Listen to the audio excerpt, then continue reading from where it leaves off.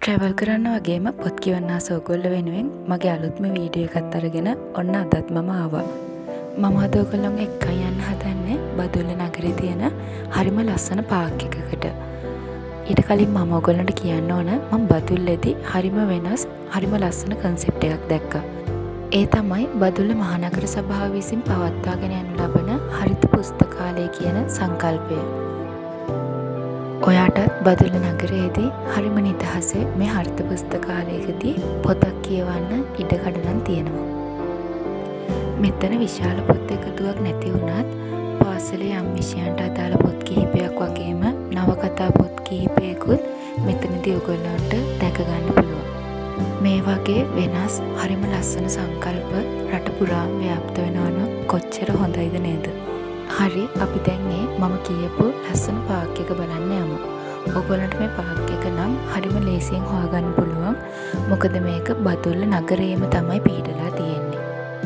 බදුල්ල මහනගර සභාවේ උද්භිද උද්‍යානය කියන මේ පාර්ක් එක මිනිස්සු අතර අද ගොඩක් ප්‍රසිද්ධ වවුල් පාර්ක් එක කියලා.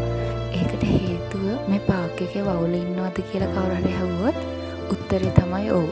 මොකද මේ පාර්ක් එකේ ඇති තරම් වවුලෝ ඉන්නවා ඔයගොල්ලන්ට බලා ගන්න පුළුවන්. දිවා කාලේ මේ බදුල්ල නගරයේ ඉන්න ගොඩක් වවුලෝ තමන්ගේ වාසස්ථානය කරගෙන තියෙන්නේ මේ පාර්ක් එක. මෙතනට එන ඔයගොල්ලන්ට 100,000 ගණනක් වවුලෝ මේ ගස්වල එල්ලිලා ඉන්න බලා ගන්න පුළුවන්.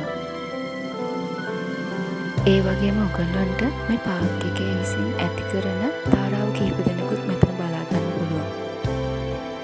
මේ වගේ නාගරික ප්‍රදේශයක උද්භිද උද්‍යානයක් තියෙන එක ගැන මට නම් ඇත්තටම හරිම පුදුමයි. මම බදුල්ල නගරයට ආසන්නයේ ඉඳලවත් මම මේ පාර්ක් එක ගැන ගොඩක් විස්තර දැනගෙන හිටියේ නැහැ. ඒත් මට මෙතනට ගියාම ගොඩක්ම පුදුම හිතුණා එතන තියෙන ජෛව විවිධත්වය ගැන. මේ උද්‍යානය නරඹන්න ඔයගොල්ලන්ට රුපියල් 50ක වගේ පොඩි මුදලක ප්‍රවේශ පත්‍රයක් තමයි ලබා ගන්න තියෙන්නේ. ඒ වගේම ගොඩක් දුරින් ඉඳන් එන ඔයගොල්ලන්ට මෙතන නතර වෙලා වුණත් මේ උද්‍යානයේ සිරි නරඹන්න පුළුවන්. ඒ සඳහා තියෙන සංචාරක බංගලා ගාස්තු වෙන්නේ රුපියල් 5000ක් වගේ මුදලක්. ඒ වගේම ඔයගොල්ලන්ගේ බර්ත්ඩේස්, වෙඩින්ස් වගේ ඕනම විශේෂ අවස්ථාවක ෆොටෝ ෂූට්ස් කරන්නත් මෙතන පහසුකම් සලසලා තියෙනවා. ඒවටත් රුපියල් 2000ක් 1500ක් වැනි මුදල් ගාස්තුවක් තමයි මේ උද්‍යානය විසින් අය කරන්නේ. ඉතින් ඒ නිසා බදුල්ල නගරයට එන ඔයගොල්ලෝ මේ උද්‍යානය නරඹලා යන්න නම් අමතක කරන්න එපා. මොකද මෙතන ඒ බදුල්ල නගරයේ තියෙන නාගරික භාවයෙන් මිදිලා හරිම වෙනස් තැනක් විදිහට තමයි මට නම් දැනෙන්නේ. ඉතින් ඒ නිසා ඔයත් මෙතනට ඇවිල්ලා මේ තැනදී දැනෙන ඒ වෙනස අත්විඳලම බලන්න. හරිත ලෝකයක අතරමං වෙන්න කැමති ඔයගොල්ලන්ට මේ උද්‍යානය නම් ඊට කදිමම තැනක් කියලා තමයි මම හිතන්නේ. මේ උද්‍යානය වයස 60ක් විතර පැරණිලු. ඉතින් ඒක විශ්වාස කරන්න පුළුවන්ද? මෙතන තියෙන ගස් කොළන් දිහා බැලුවම නම් ඒක විශ්වාස කරන්න පුළුවන්. මොකද මෙතන ඒ තරම්ම විශාල රූස ගස් තමයි තියෙන්නේ. 1963 ඉඳන් 2023ට වසර 60. ඒ කියන්නේ මේ 2025 වෙනකොට වසර 62. ඌවේ පැරණිතම බදුල්ල මහනගර සභාව සතු උද්‍යානයක් විදිහට තමයි මේ වවුල් පාර්ක් එක හඳුන්වන්නේ. මේ උද්‍යානයේ තියෙන අසිරිය ගැන කතා කරලම මට අද තෝරපු පොත ගැන කියන්නත් අමතක වුණා. ඉතින් මම අද මේ පාර්ක් එකට තේරුවේ මේ පාර්ක් එකට ගොඩක්ම ගැලපෙන පොතක්. මොකද මේ උද්‍යානය පෙම්වතුන් අතර ගොඩක් ප්‍රසිද්ධ උද්‍යානයක්. ඉතින් මම මේ පාර්ක් එකට එන්න තීරණය කරනකොට මම මෙතනට ගැලපෙන පොතක් ගැන ගොඩක් හිතුවා. එතකොට මට මුලින්ම මතක් වුණේ මම ගොඩක් ආසාවෙන් කියවපු හරිම ලස්සන පෙම්වතුන් ගැන කියවෙන හදවත් වරක් කියන ලූකා බ්‍රැන්ඩන් විසින් රචිත හරිම ලස්සන ආදරණීය පොත. මේ උද්‍යානයේ නිතර හමු වුණු වෙන් වෙලා ගියපු පෙම්වතුන් කොච්චරනම් ඇතිද? ඒ වගේ සුන්දර ආදර කතා කීයක් නම් අද මෙතනදී නතර වෙලා ඇතිද?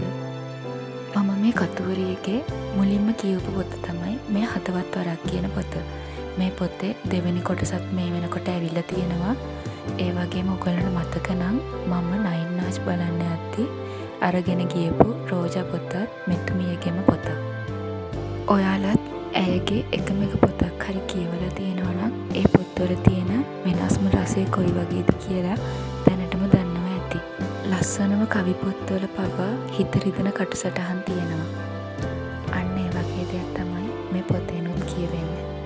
ඉතින් තාමත් මේ පොත කියවලා නැති ඔයගොල්ලෝ මේ පොත කියවලාම ඒ කටුසටහන් කොයි වගේද කියලා දැනගන්න. ඔයාලට දැන් මේ වීඩියෝ එකේ තියෙන ගහ පේනවද? ඒක ඇත්තටම හිතාගන්නවත් බැරි තරම් ගොඩක් විශාල ගසක්. මං එතනට ගියාට පස්සේ ඒ වීඩියෝ එකෙන් ඔයගොල්ලෝ තීරණය කරන්න ඒ ගහ කොච්චර විශාලයිද කියන එක. මට ඒකේ විශාලත්වය ගැන කියන්න හරියටම තේරෙන්නේ නැහැ. ඒත් එතනට ගියාම මට දැනුනේ මං ගහක් යට ඉන්න කූඹියෙක් ගන්නට. මොකද ඒ ගහ ඒ තරම්ම විශාලයි. මේ පොතේ කතෘ සටහනේ හරිම අපූර්ව දෙයක් කියලා තිබුණා. ඒ තමයි අපි කාගේ ජීවිත අසුරු සෙනෙහකින් වෙනස් වෙන්න පුළුවන්. අපි අහලවත් නැති කතා තියෙන නාට්‍ය පිටපත්වල අපිටම දෙවස් කියන්න සිද්ධ වෙන්නත් පුළුවන්. හදවත් වරක් ඔබේ මගේ අපේ කතා වලින් එකක්. එන්න අපි විඳවන ජීවිතය විඳගමු. පෙනෙන ලෝකයේ නොපෙනෙන සිදුවීම් දිහා ඇස් ඇරලා බලමු. අපිට එතකොට පුළුවන් වේවි අපේම මිනිස් පවුලට අදට වඩා හිට බිඳක් හෝ කාරණික වෙන්න. තවත් හදවතක් ගැහෙන රිද්මය තවත් වරක් ඉගෙන ගන්න. ඉතින් පොත් කියවන්න ආස ඔයගොල්ලන්ට මේ හදවත් වරක් පොත එක්වරක් හෝ කියවන්න කියලා ඉල්ලන ගමන්ම ට්‍රැවල් කරන්න ආස ඔයාට මේ බදුල්ලේ තියෙන හරිම ලස්සන උද්භිද උද්‍යානය නරඹන්න එන්න කියලා ඉල්ලන ගමන්ම මම අද මගේ වීඩියෝ එකෙන් සමුගන්නවා. ඉතින් ඔයත් මම වගේම පොත් කියවන්නයි ට්‍රැවල් කරන්නයි දෙකටම ආසයි නම් මගේ මේ channel එක subscribe කරලා තියාගන්න කියලා මම ඔයගොල්ලන්ගෙන් ඉල්ලනවා. මොකද මම යන්න කැමති තැනකදී මම කියවපු ලස්සන පොතක් ගැන වීඩියෝස් තමයි දිගටම ඔයගොල්ලෝ වෙනුවෙන් අරගෙන එන්නේ.